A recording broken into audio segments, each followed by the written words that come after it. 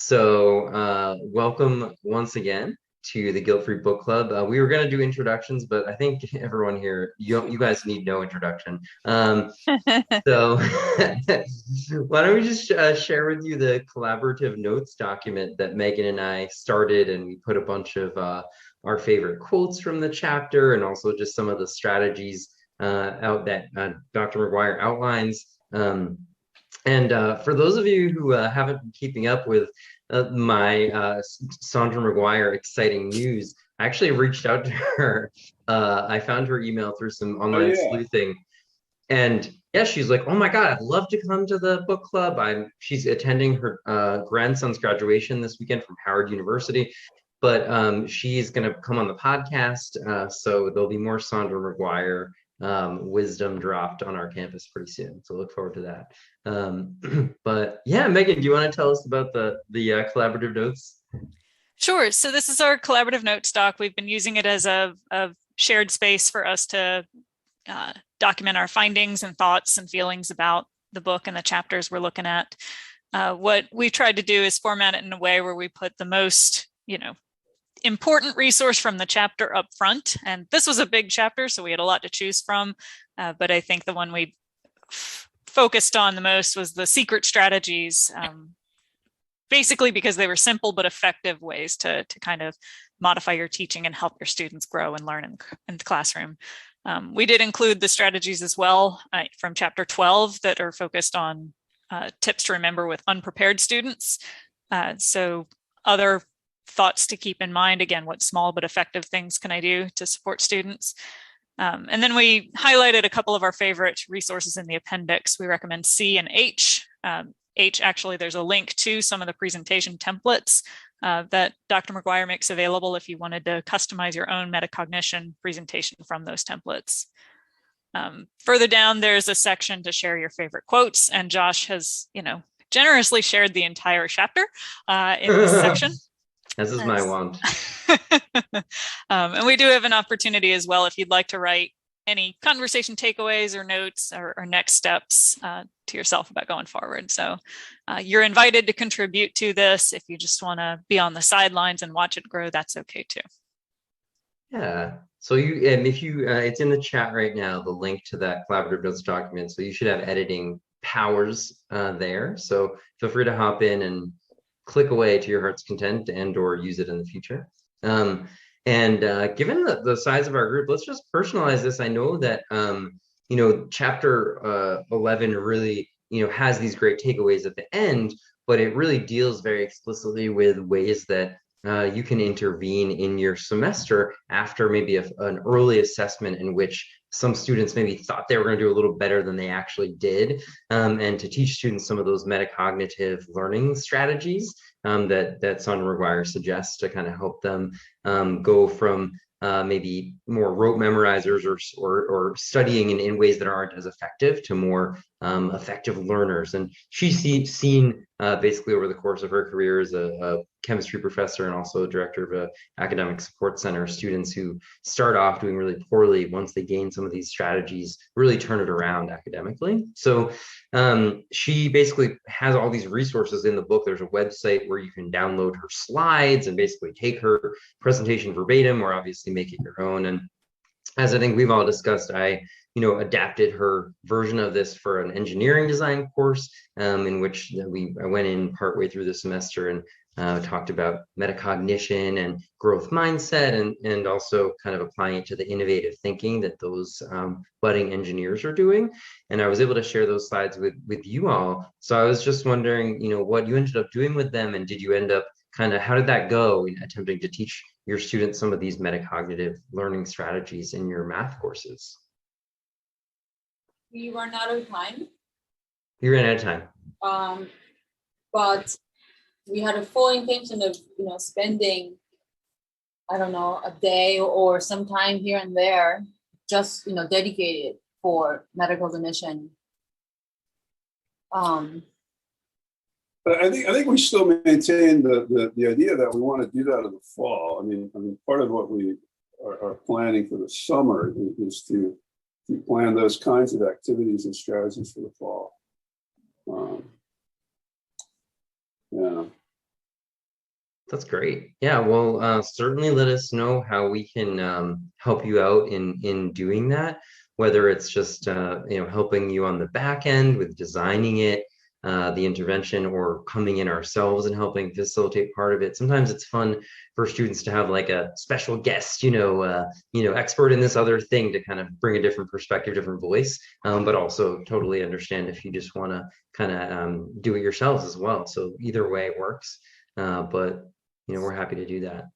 So, my thoughts on this, and maybe it's more on utilization of Bloom's taxonomy than it is presenting metacognitive strategies per se, but I would like to build some concrete examples of different ways of approaching a particular topic or a couple topics. One that's kind of lower on the taxonomy, and one that's higher. And it seems to me I think I farted around with this a couple of months ago, but I don't think it went anywhere. But that's kind of what I had in mind to build, so students can see kind of where how are they approaching a particular problem. So anyway, that's kind of what I thought.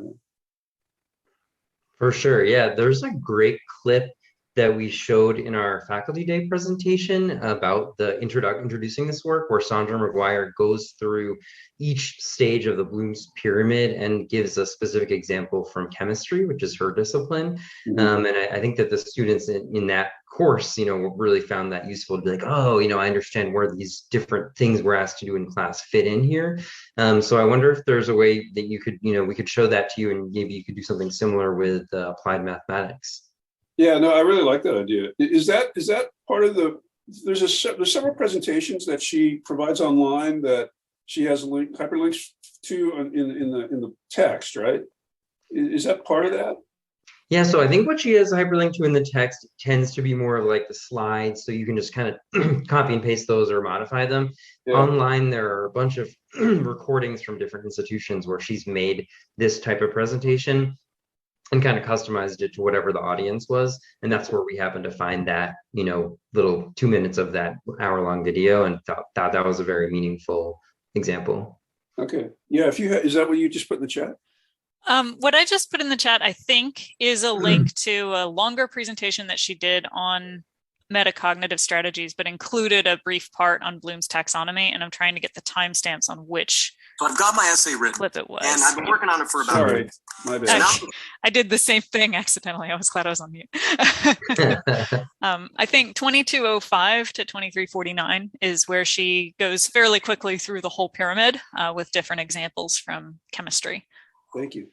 And off the top of my head too, I know that there are a lot of, this is kind of a goal I have for TLC, to create something similar, but a lot of learning centers have resources on Bloom's taxonomy, including like some like generators and stuff. So like little games that you could play of like, I've got this concept, I want students to do this, if the assessment's going to look like that, how do I, write the learning goal at the appropriate Bloom's taxonomy level. So I can see if I have some good ones to share, and if not, TLC can create some this summer. Yeah, that's great. Thank you. Since the video is only 2 minutes long, do you want to watch it, and we can, see it as an example, and then discuss how we could do that? Should we do that? All right. Yeah, that'd be great. That sounds great. I'm gonna. So I just want to make sure that we'll all be able to hear. So share sound. Optimize for video clip. Share. Oops. That's not what I wanted. Oh, Tom Bacho's here. Awesome. Hi,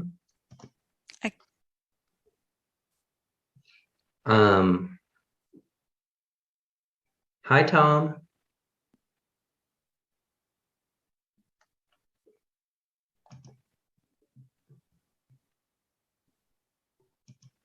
Hi, Tom.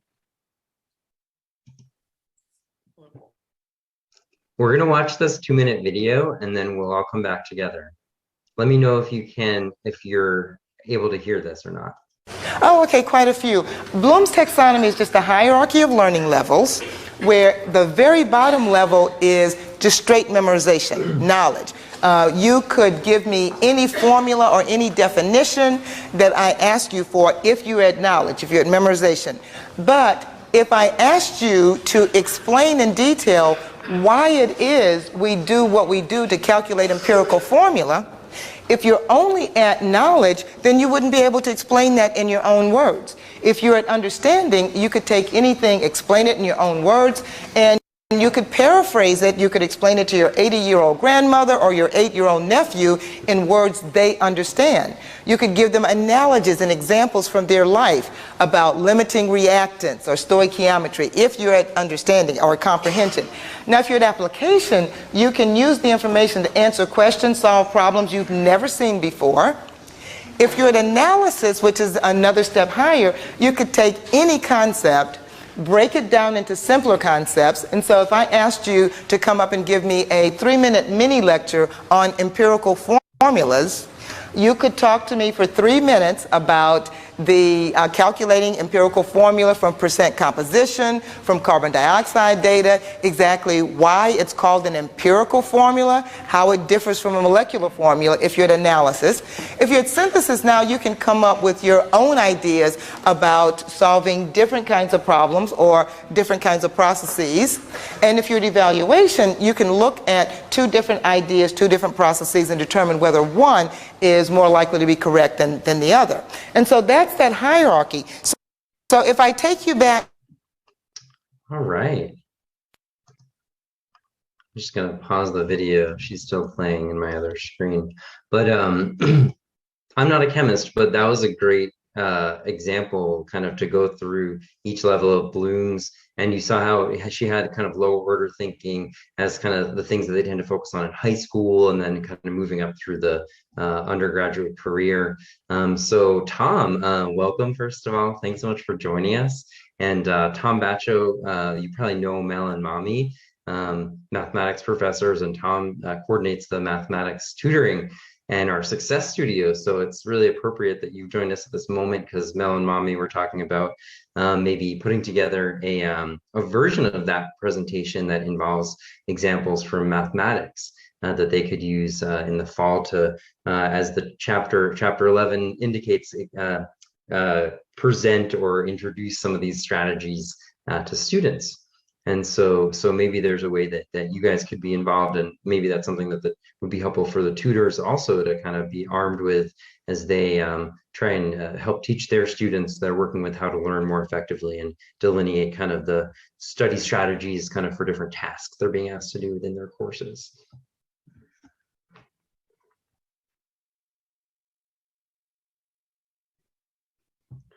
What thoughts do folks have about after having seen that little clip of Dr. Saundra McGuire talking about Bloom's taxonomy as applied to chemistry? How could you see it being applied to math?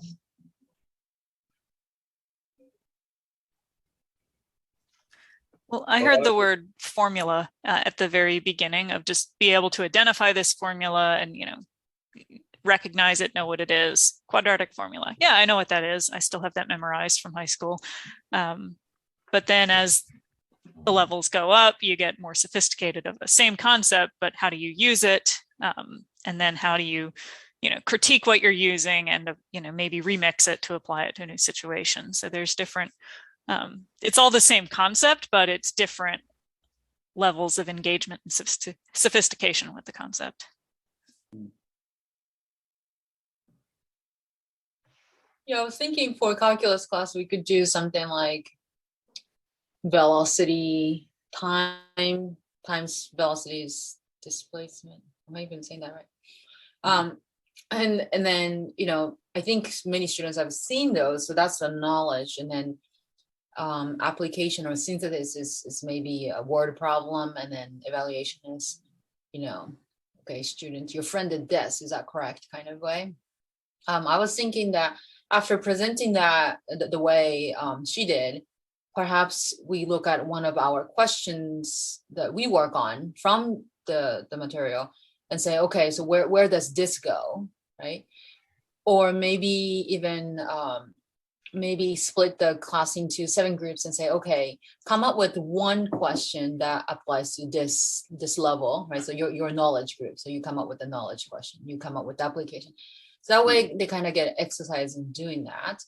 And then my question, I started thinking is, well, does every question have assignments, right? Like thinking about our curriculum that we've written, everything we ask, that can we assign one or more of those things, and is that necessary? Like, what's our goal in getting students to think that, oh, this is an analysis problem?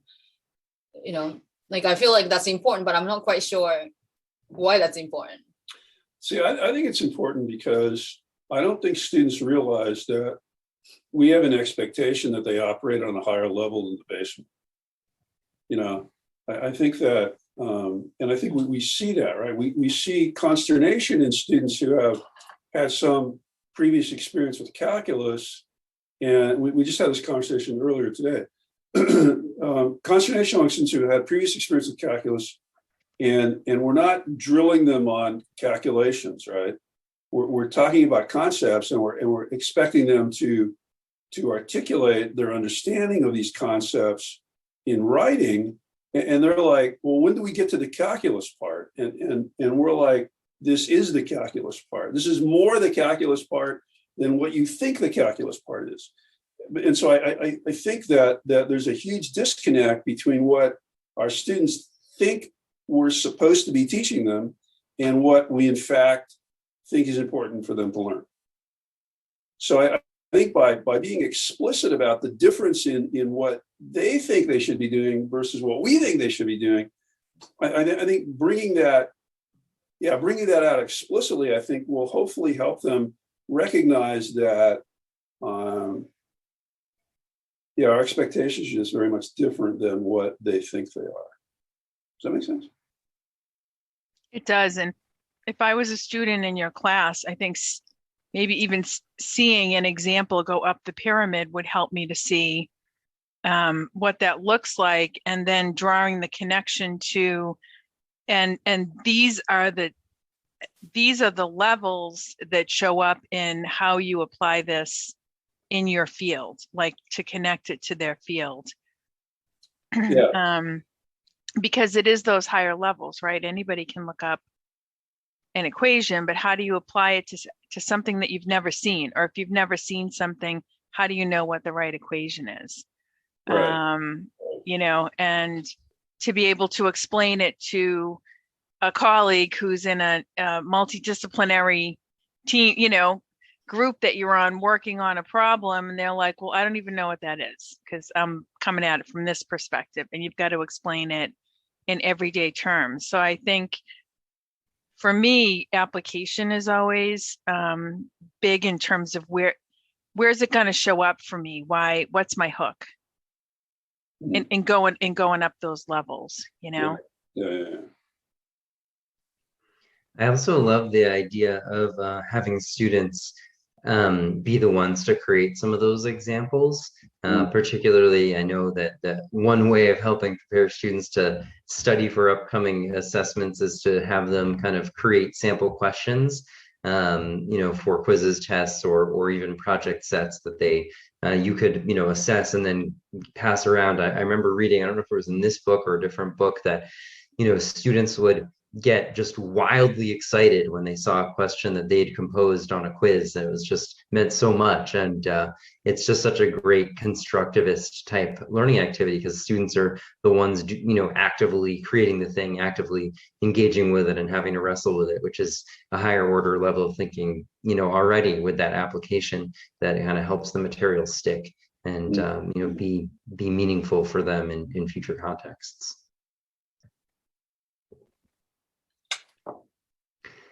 Tom, yeah, what were you gonna say?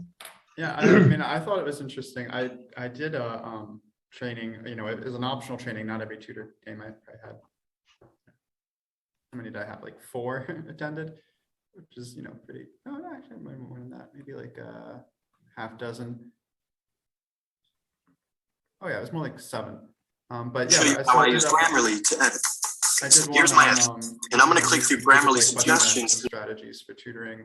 and I presented Bloom's taxonomy, and it was very interesting, they really got like pretty into it. And the activity I had them do at the end was, pick a subject that you tutor and then come up with like something you might, a question you might ask a student for each level.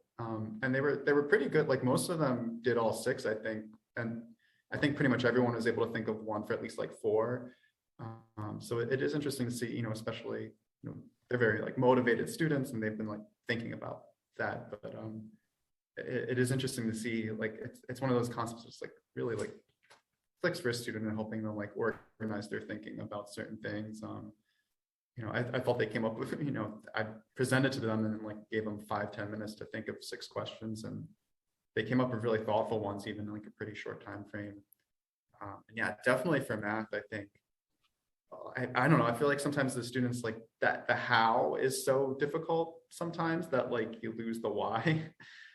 And so I think it's cool where sometimes the why can like precede full, technical kind of facility, or just asking things that maybe, I don't know, there's not necessarily like a right answer. I don't know, like I find it helpful in when doing like trigonometry, just ask like, when might you prefer to use degrees and when might you prefer to do radians? And like, the answer is you can always do either, but like in different contexts, people tend to prefer one or the other, and like it, I think it helps give a sense of like, okay, like, there's some like thinking about just approach and strategy and purpose that's necessary. It's always interesting to see when students like will use a more complicated technique to when there was like a simple one available.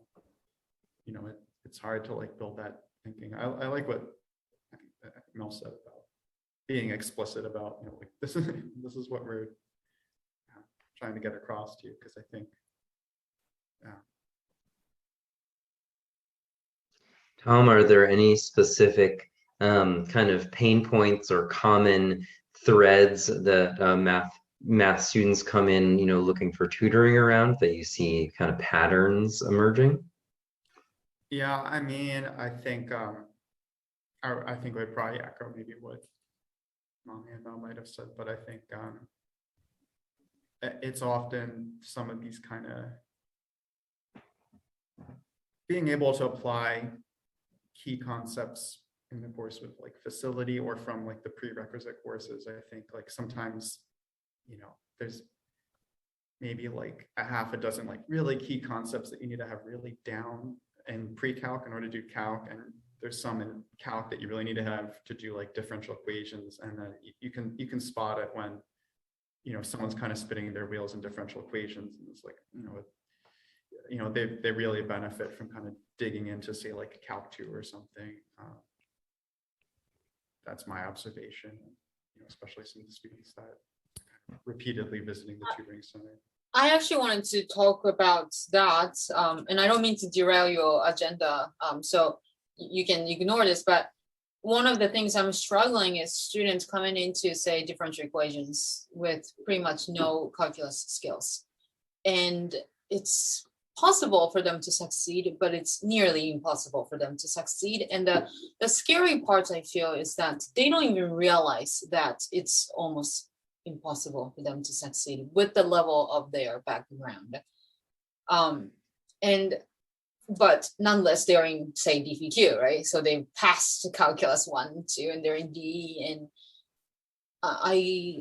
I'm trying to find ways for these students to succeed, but I don't know how to do it. I mean, something I would really like to build, and potentially this could be a summer thing that maybe it might be interesting for the 3 of us to work on if there's time or resources, but like, we created like a standing bright space page of like, pre-calc knowledge that we gave to incoming students. And so the Success Studio is not going to be doing that this year. Like, I guess we talked about in a separate meeting on Tuesday, because the math program's introducing all these things. I think it would be very interesting though to have something like that, like a standing bright space page that as soon as a student passes Calc 1 or Calc 2, they get enrolled in the standing bright space page that's available to them the rest of the time they're at Wentworth. That just has like the most important material from Calc 1 or Calc 2 that they can go back and look, if they're a senior doing their capstone project and they forget a calculus technique, they can go back and review it rather than having to Go over sift the through entire. all of the information on the internet. Yeah. It's like, these are what Wentworth professors think is most important, and it's specified to the majors at Wentworth. Yeah, I like that idea because, in the past I'll be like, oh, if you don't know these integration techniques, we're gonna need them in 2 weeks. Go study your Calc 2, but that's too vague. They don't know what to do with that information. I can tell them all I want, but what does that mean? Am I actually, for students, am I gonna actually get the textbook, like a 200-page textbook? Am I gonna read them? No, they're not gonna do that. We tell them to look at their notes. Well, their notes is messier than textbooks, so they're not gonna look at that. They don't have access to the homework anymore, right? So it becomes the Khan Academy, the Pulse online notes, which is not a bad thing, but it's just that this concrete idea of what they should be working on so that they can succeed in the class. Now, it's almost like I taught Calc 2 and DE at the same time last semester, and it's like I should be teaching Calc 2 to students who's in DE, right? So how am I supposed to teach DE to students who should almost be in Calc class? It's difficult. So I like that highlights idea, but I also feel like I wonder if the metacognition comes in here, where students really need to recognize their deficiency. They think, oh, I passed calculus, I'm ready to do DE. They are not. So. Yeah, and I mean, it's hard to, because I think, and sometimes a student, I think, picks up on it. I don't know, I think you might have even been roughly, it was either you or an advisor referring a student, to me from say DE, that or sometimes the students can recognize I passed Calc 2, but I don't know how to, I don't know how, True. But they don't know where to go from there. And so Exactly. that's a next step in metacognition is I perceive the gap, but it's almost I don't know. I feel I don't know enough to know what to do to know it better, right? Yeah. I feel especially the ones that come to me, usually they've done the first step of they realize there's a problem, so maybe I don't, unless someone else is referring them, and sometimes I miss the ones that maybe don't, but it seems that second step of forming a strategy to fill in that perceived gap is tricky. And I think at the very least, if they reach out to someone, that is something that can be had in conversation with someone in my position or your position. But yeah, I mean, it's an important skill to build, certainly for your career, to so all constantly realizing gaps in knowledge. And it's okay, create a plan to learn this stuff and learn it quickly is super useful in any context. So Self-directed learning. I'm listening to this, and I'm thinking. I mean, I echo everything Mommy said about the students in our DE classes. The main reason they struggle is that they don't know calculus. The DE stuff's pretty straightforward, but and similarly in calculus courses we teach, students struggle a significant amount because they don't have a working knowledge of the prerequisite knowledge they should have. But that's kind of why we did 1600. So once 1600 is the sort of boiled down material that you need to be successful in calculus, and it could probably be boiled down even more, particularly for students who have already taken it. So I'm thinking, this Math Booster 3 course for the summer, Megan, that you guys are working on.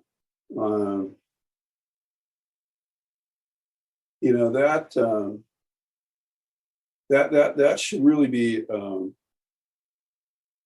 accessible repository for the students that are in calculus. Not just for the students over the summer who need that to kind of boost their skills, but as a repository of information for the students that are currently enrolled in calculus. Yeah, I was thinking about that too. Math Booster, last summer, right? Yeah, we've got a lot of resources already created here, because I know Tom worked on a Math Boost course last summer that students had the option to complete. And currently we've got the Math Booster summer schedule ready to launch June 30th. And there's 3 different courses in that. And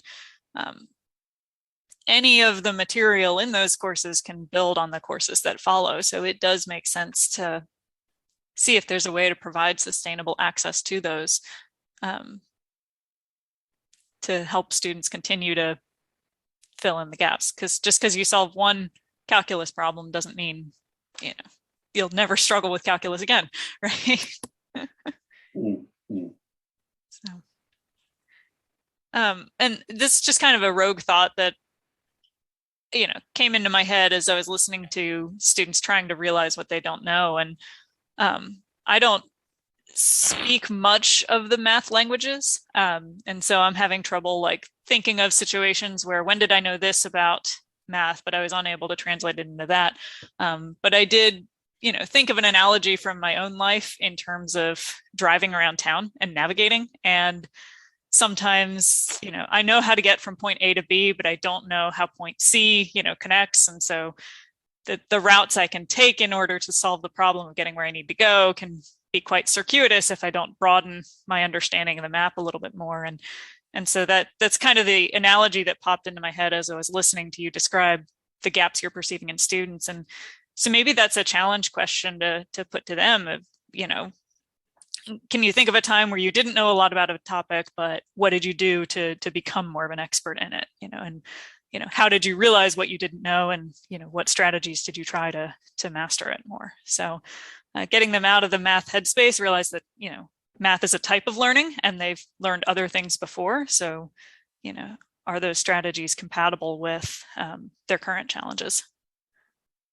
Yeah, I really love that idea of kind of like a mathematical problem solving concept map to draw connections between the different ways that students know how to solve problems numerically, with visual representation, and all the different ways that mathematicians think and, develop new strategies for solving problems.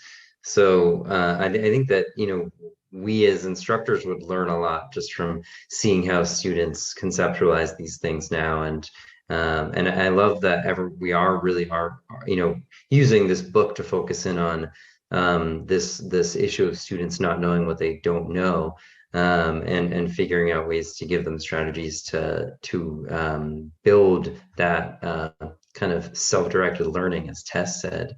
The strategies that Saundra McGuire offers in the end of the chapters, starting on page 152, where she has these secret ingredients for teaching learning strategies to groups.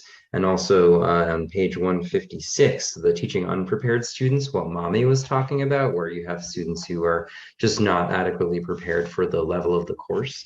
Those are really great strategies that, can, I think, have an impact. And another thing to think about with regard to kind of all of our collaboration is that, she has, a couple of books published. One is this with faculty focused one, Teach Students How to Learn, but she also has a student focused one, Teach Yourself How to Learn, kind of, which puts a lot of the same material but takes a different spin on it, more student centered. So I wonder if there's a way that maybe we could continue partnering with the Success Studio and training the tutors in some of those strategies that they could then pass on to the students, because it seems like in Saundra McGuire's work at LSU was in an academic success studio center, academic support center, and a lot of the success she found, I think, did come from teaching students new learning strategies that empowered them to be better students in the long run, rather than just help on a specific assignment.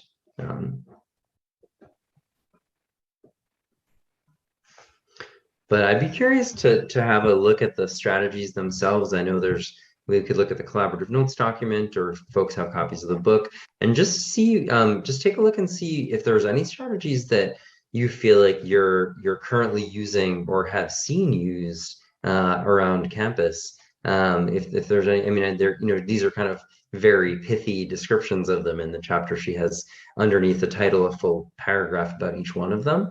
But are there any that you all feel like, you are have tried or have been trying to implement in your classes or in your work with students?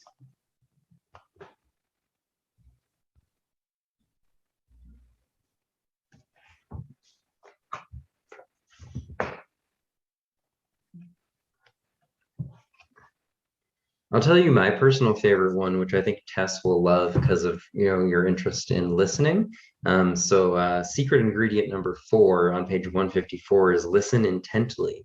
So to Saundra McGuire, it's a short paragraph. I'll read it out loud. She says, each one of us loves to be listened to. When someone who believes in us listens to us, it provides safety and optimal conditions for success. You can demonstrate to audiences that you're listening to them by including interactive activities in your intervention, by paraphrasing the answers that you hear from them, and by letting their input provide variety and spontaneity to the intervention. We all love games, and listening and tailoring your response to what you hear adds a playful element that greatly facilitates learning. So I think that's a really neat connection she draws between kind of playful methods of engagement and effective facilitation, and really learning and being present with the folks that you're dealing with, and whatever the intervention is. So it does seem like you're already doing that, Mal and Mommy, in the ways you're thinking about introducing this kind of material to your students, both in the fall and kind of maybe one bigger presentation, but also weaving it in then throughout the semester, and being able to, when they get an exam back, be like, hey, how did you study for this? Or how did you come to this, answer on this question?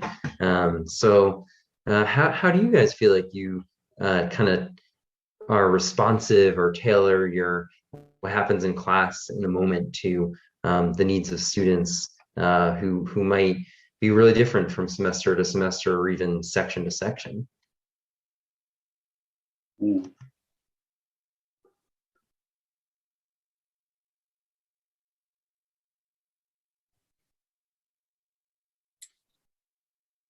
I'm not sure.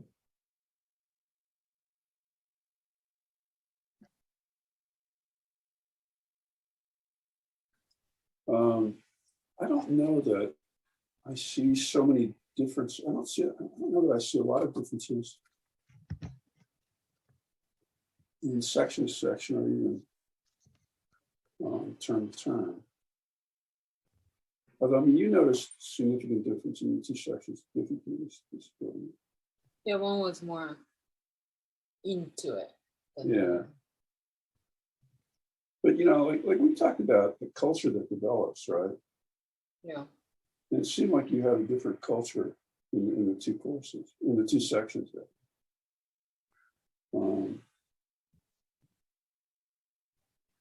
Yeah, I don't know if any of this is addressing your question or your suggestion, but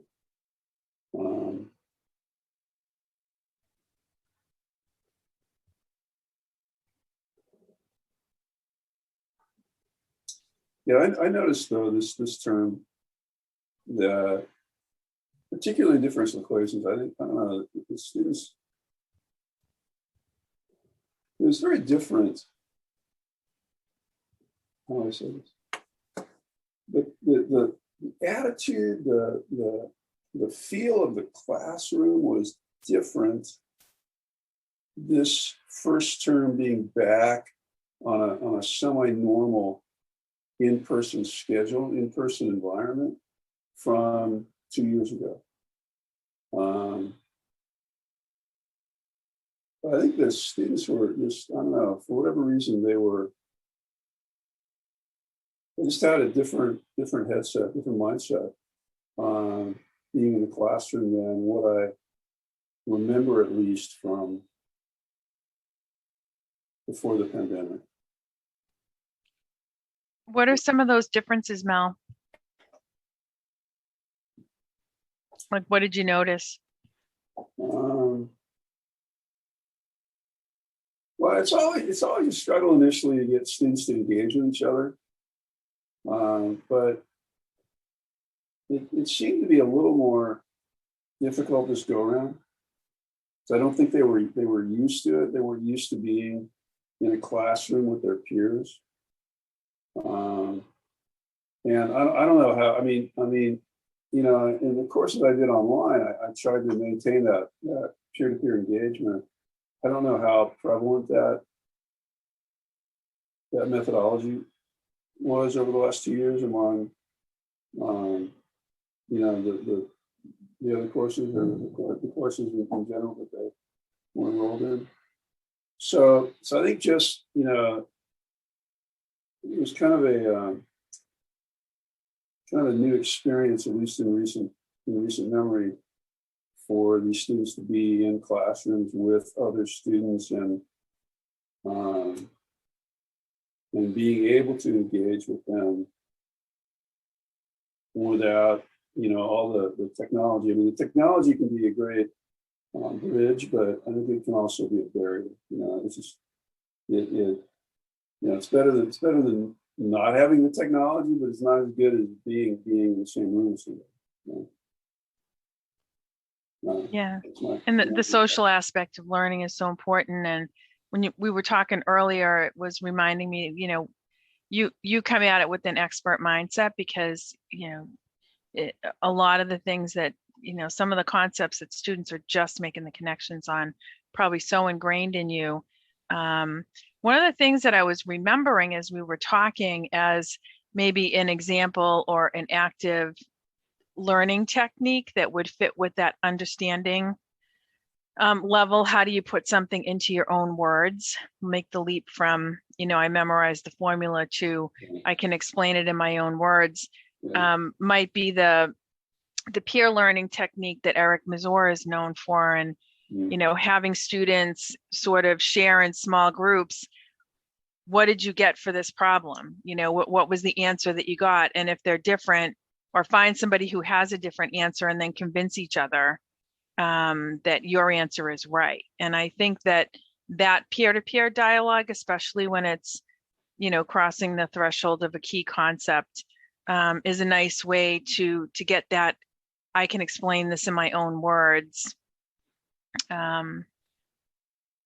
cross that threshold. But it also gets, you know, it gets that peer-to-peer engagement, and oftentimes somebody who's just made a connection might be able to better help somebody who's struggling to make that same connection. That was just one thing that came to mind. Mm-hmm. Tess, it sounded like you also had some thoughts about the reflective listening, or some of those things that we were talking about before with Saundra McGuire's chapter. Yeah, I was thinking, so when I teach at Wentworth, it's usually part-time students who are adult learners, and it's either fully online or it's a hybrid class. And I was remembering, you know, I mean, some of the ways that I sort of learn where they are in order to meet students where they are is through some reflective prompts. So I do a lot of like micro assignments, and always trying to get students to apply what they're learning or think of where they're seeing it in their environment. And sometimes just a quick reflective prompt, or how do you see an application for this, or where might this be important in what you see in the world, or where you think it would be in the field. Those can either be good reflection prompts, or like a discussion board prompt. Even if it's an in-person class, the discussion board in Brightspace can provide a nice space for people to just stop and think and continue the conversation, or add to the conversation if they're not the kind of student that would answer it right in the moment. Especially, you know, maybe for the, you know, how do you explain this in your own words? And I was also thinking of some of that, you know, getting students to work together and in order to solve some problems. And for certain, a couple of things, I used experiential activities in the classroom that got students working together and problem solving, either, you know, with Legos or contributing to idea charts that were around the room, to help to really build upon what certain ideas were in and of themselves, but also how they connected to kind of get to that big picture. And that easily scales to, you know, translates into an online modality as well. But those are some of the things I was thinking of, Josh, when you first mentioned this. That's fantastic. Those are all wonderful ideas. And to build on one of them specifically, at the discussion board, it's such a robust tool because you can use all sorts of media. It's not just, you know, typing words. You could also use obviously the equations, but you could also have people upload images or draw or create video or just an audio file and have people respond to each other in all those ways with, you know, a audio, video, image, whatever it is. So there's a lot of ways to use it that kind of make it come alive in more multimodal ways than just what you might traditionally think of as a written discussion. So that's something to consider, especially in math, you know, and in ways to creatively bring the concepts to life with, you know, some real life applications or examples, or asking the students to find some examples of where you might, you know, find differential equations or whatever in the world, in practice, in engineering, and whatever it might be. So that's a really cool tool as well. I guess I just wanted to take the last few minutes of our time together. I know we've been on a journey together for the last few months, reading this book, Teach Students How to Learn, and you know, going over a ton of strategies that you can incorporate into any course to improve student metacognition, study skills, and motivation. And just wanted to ask for any, you know, takeaways more broadly that people are coming away with. Both in terms of kind of looking back at what you've been thinking about as you've maybe been coming to these groups or engaging with the book in whatever way you have. And then also going forward. I know that hopefully we'll be able to partner with Mel and Mommy on bringing some of Saundra McGuire's work on metacognition and supporting student success into the classroom in the fall. But what else? What other takeaways do you all have from engaging with this body of knowledge over the past semester?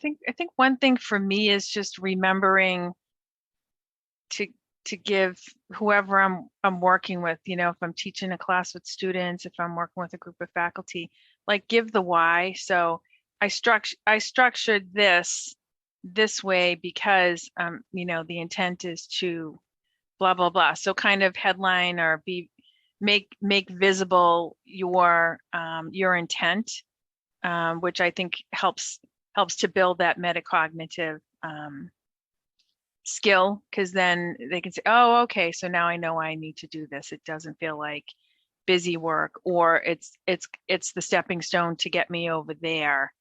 And maybe I structured it this way because I thought this, because, you know, sometimes it doesn't work.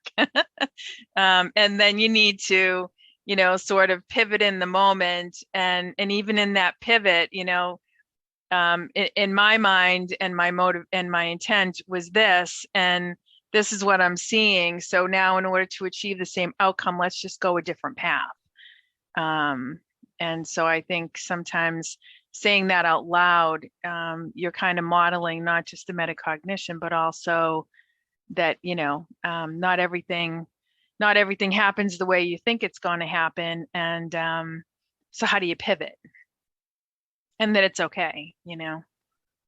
So that's what it kind of brings up for me.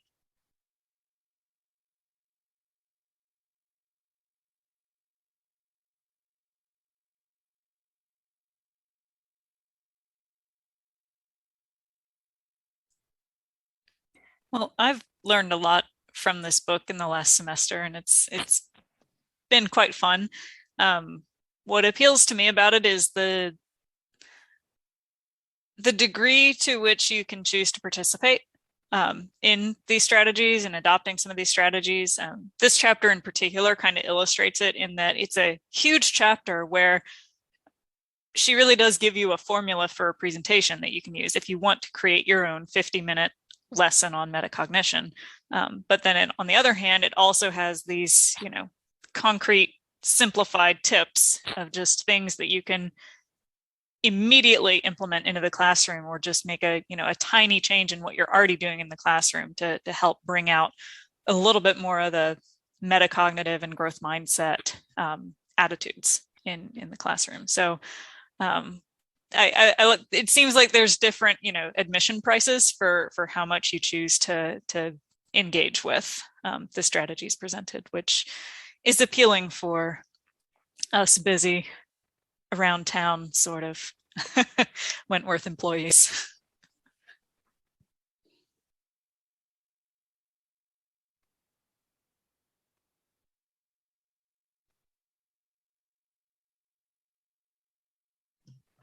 Tom, I know you've been joining us pretty regularly. Is there anything from these discussions that you've brought forward into kind of the way you think about the way we support student success at Wentworth?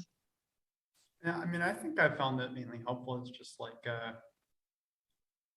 I appreciated just having like an enforced time to be more kind of like reflective. Like I don't know, like with just the day-to-day of like, all right, these things need to get done. It's nice to have like a block of time each month blocked out where it's like, okay, bounce off ideas of people, like reflect on your practices. I think like, having some of those discussions early in the semester did really motivate me to like, certainly to the tutors, more explicitly introduce some of the ideas around like metacognition. I think it was helpful, and I had intended to build out some more like optional trainings anyway, but I think it really did help me like, I think, steer me in some positive directions. I appreciated this book in part. I feel like it's a nice, like, she has a lot of good insights of her own, but she does a really good job of summing up other people's ideas. Like she has like the one chapter was basically summing up Carol Dweck, and it was just very, it's like, okay, it's like a very quick way to explain that stuff. So yeah, I found it very helpful and fun. I'm so glad. And so you brought up Carol Dweck, and that is one of my big takeaways, is just the power of belief. Basically, when instructors believe that some students are capable of succeeding and some are not, then that tends to be what happens. And when instructors genuinely come around to the belief that all students are capable at succeeding, then more of that happens. And the same thing with students. When instructors are able to convey to students that their belief in them, and students are able to actually hear that and believe in themselves as capable of succeeding, and improve their self-talk and let go of some limiting beliefs around what's possible for them, and have that sense of belonging and purpose, and knowing the why, and seeing failure just as a necessary step on the road to success, then a lot more success all of a sudden happens. And it seems kind of like magic, but there's just so many studies that have shown that, and just kind of how human motivation and the brain works in concert. So that's been a big takeaway for me as well. Mel and Mommy, do you have anything that you've been thinking about? I think I feel like I kind of expressed my thoughts earlier. Just the takeaways that I have. It's been my guilt in the Guilt-Free Book Club is that I haven't looked at her book in probably 3 months. But the few things I mentioned early on are the kind of things that when I did read it have stuck with me, and I've been kind of ruminating on. So.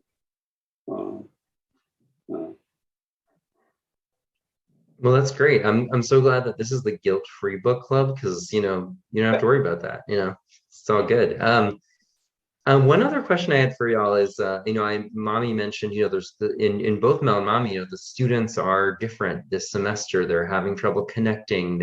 It's a little bit, it's a challenge. And I was learning a bit about trauma-informed pedagogy and the work of Maisie Ahmad, and just talking about, at higher ed institutions across the country, people are feeling the same thing. And, trauma-informed pedagogy is just a way to kind of understand that and see that in a new light, and maybe be able to take a few steps forward in dealing with it. So I was wondering if you folks, from the Success Studio or Mel and Mommy or other colleagues, you think you might be interested in doing like a just pop-up kind of one-off book club type thing over the summer. I watched a 17-minute video from her. I think there's a 12-minute version too. I mean, just something that more manageable. You could watch a video, come discuss it, that type of thing. Would y'all be interested in participating in that type of thing, in this coming semester?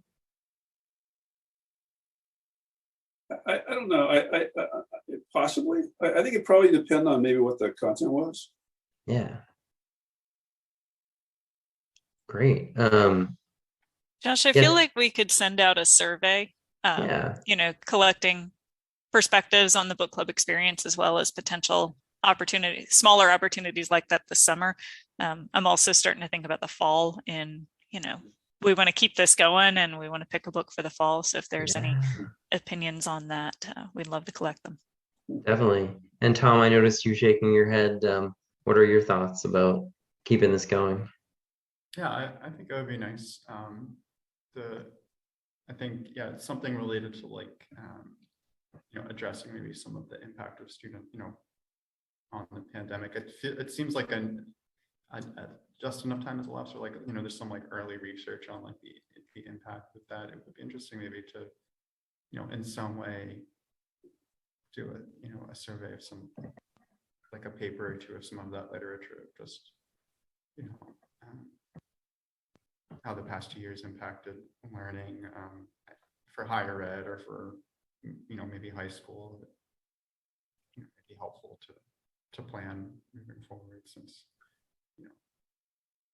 potentially some of the impacts could last a while for those students, depending upon when it hit, how it hit for them. Definitely. Students experienced a setback. Actually, I'm sorry, but I need to get going. But I just want to thank all of you, particularly Josh and Megan, for facilitating. I'm sorry I couldn't make more of these. I would have liked to, but didn't fit my schedule. But thank you again, and I'm sure I'll see every one of you around. It's been great to have you, and we'll see you on the quad with a Frisbee in hand. Sounds good. All right. All right. Bye. Thank you. Bye.